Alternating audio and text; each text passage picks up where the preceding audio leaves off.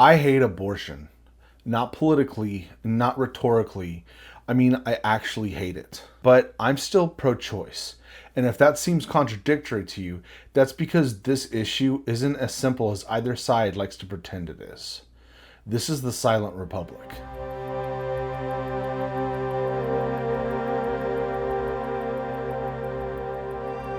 I mean it when I say I hate abortion. I value human life. I value consciousness. As far as we can tell, consciousness is one of the rarest things in the universe. And I know what a lot of people are going to say on both sides of this argument. And I don't dismiss any of that because abortion is a completely unique situation. There is no other circumstance in life where one person is required to sustain another, to house them, risk for them, and give their body over to them completely. Pregnancy is incredible.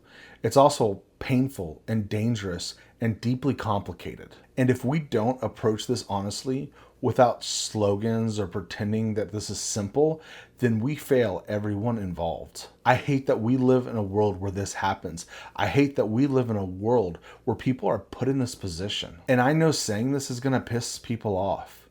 Good.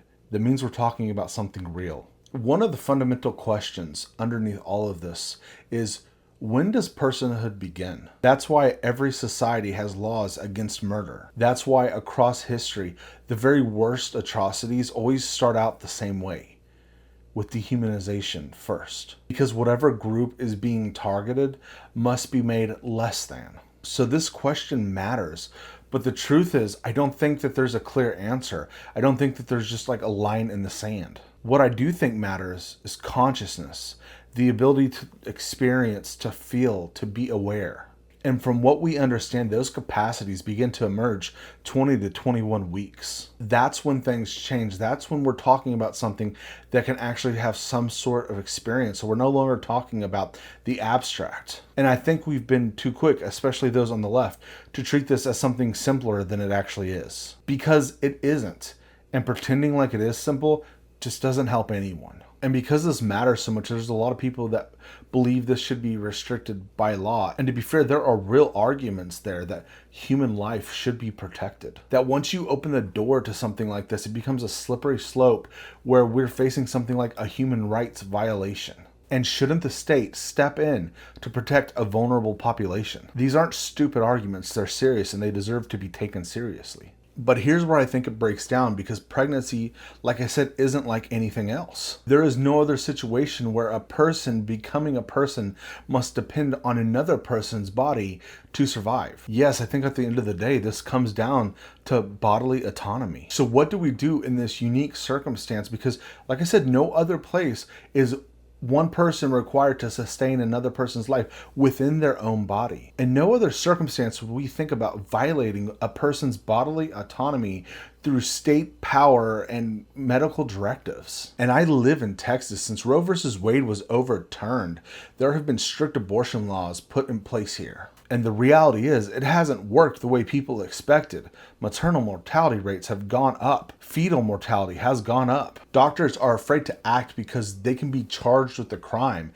And so they hesitate even when a pregnancy is unviable. And that hesitation has led to real harm. Women going into sepsis, going into shock, dying. Because doctors are now waiting for legal clarity instead of acting medically, and that's the linchpin for me. When the state steps into something this complex, this personal, this medical, nuance dies. And when nuance dies, people get hurt, and we're seeing that right now. And at the same time, I think we've made a mistake on the other side, treating abortion as if it's no big deal. Like it doesn't carry weight, because it does. This isn't something trivial, and it's not something to celebrate. It's something serious, sometimes necessary, but always heavy. So yes, I support the right and I will defend the right, but rights come with responsibility. And pretending this issue is simple on either side is how we keep getting it so wrong. The uncomfortable truth is, a lot of abortion isn't ideological. It's economic. Poverty, a lack of education, a lack of access,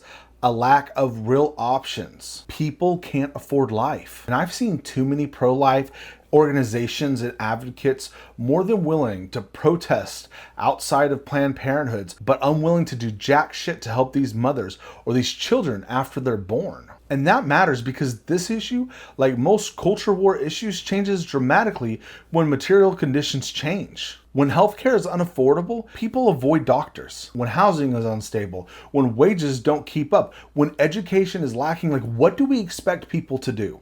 If we had strong education, affordable healthcare, affordable housing, if life was actually fucking livable, then the demand for abortion would go down. Not disappear entirely, but the dynamics would completely change, especially when we're talking about elective abortions. So I'm not going to sit here pretending like I have all the answers because I don't. And I wrestle with this topic and ones like it because there doesn't seem to be an easy answer. The more I learn, the less I see the world as black and white, the more I feel like we're just muddling through the gray, trying to make sense of this fucked up and beautiful world, this life. A lot of people are going to disagree with me one way or another. People on the right will say I arrived to the wrong position, and people on the left will say that I'm framing this wrong. No one's happy, and I'm actually okay with that because I don't think we should be. Because it's not a happy subject.